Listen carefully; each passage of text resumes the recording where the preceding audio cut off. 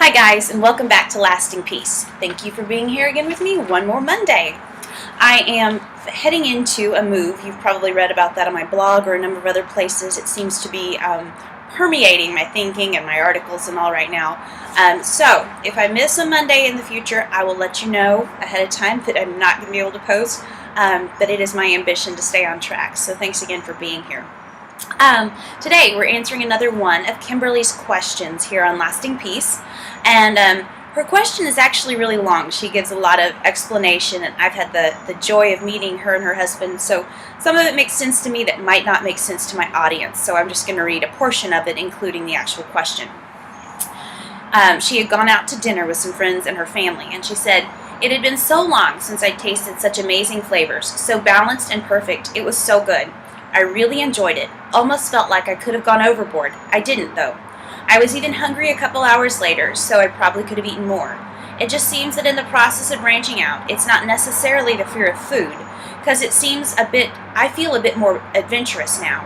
It's the losing control over it and doing it on things that just taste so good, that you haven't allowed yourself to do in so long. Even if things are nutritious, the thought of just sitting there and feeling full is difficult. I guess maybe I'm not exactly sure what the question is. I guess maybe it's baby steps, just what to do as I branch out. Maybe this is my question. How do you begin to enjoy the amazing foods God created without completely going over the end, and yet quit playing it safe? How do you learn to just eat what looks good and not care so much?" This is an excellent question, and one that I think is kind of progressively answered in the process of recovery. It's one that you really have to take a leap of faith into, and watch what happens. Kind of test the waters, I guess. Maybe you do go overboard. Maybe you do feel full. Maybe you gain 5 pounds at one Thanksgiving dinner.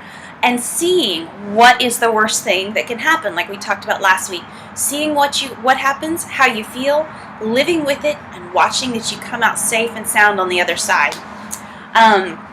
I told Kimberly as I wrote her back, it's hard to just say, trust God, He does it, He takes care of it, it's all okay, because that sounds cliche. But the answer really isn't simple and definable. It boils down to trust in God, in the truth that He created your body, that He knew today and every day of your life exactly what you would consume and what it would do to and for your body. Here's where it gets a bit tricky though, because you and I, those who believe in Christ, have Him living in us. We can learn to trust ourselves too. Psalm 37:4 is one of my favorites, and it says, "He will give you the desires of your heart." That doesn't mean that God will necessarily give us everything we want. However, as we grow closer to Him and learn to walk within the Spirit and to trust Him, He plants the desires of our hearts within us so that the things that we desire are in line with His will. And I personally experienced this, even in something as small and seemingly insignificant as food. But I have learned that I can trust the desires of my body because I'm asking and trusting God to give me the right desires. One other little thing that's really helped me is observing nature. I have a dog, and this little guy has no concept of what too much is or what it is to feel full. He will eat anything at all times until he's just a rotund little roly-poly. And on occasion, he's done that. He's gotten into the cat food or found a blueberry pie that someone threw out on the side of the road. But he has completely overindulged. And you know what? A day later, it's gone, and he's fine. We're not going to endure, generally, lasting, lifelong crisis consequences over enjoying the food that God has given us.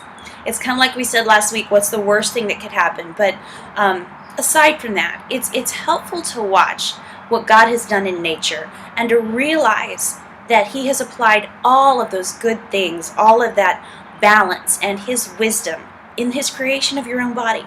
Trust it. Even if you go overboard, it's okay. Tomorrow it'll be fine. You'll be normal again. You'll be you. Enjoy it. See what overboard feels like. It isn't going to hurt you. You'll live through it. I promise. Thanks so much, and I hope that this answers some questions for others of you out there as well. Thanks again, Kimberly, and I'll see y'all next week.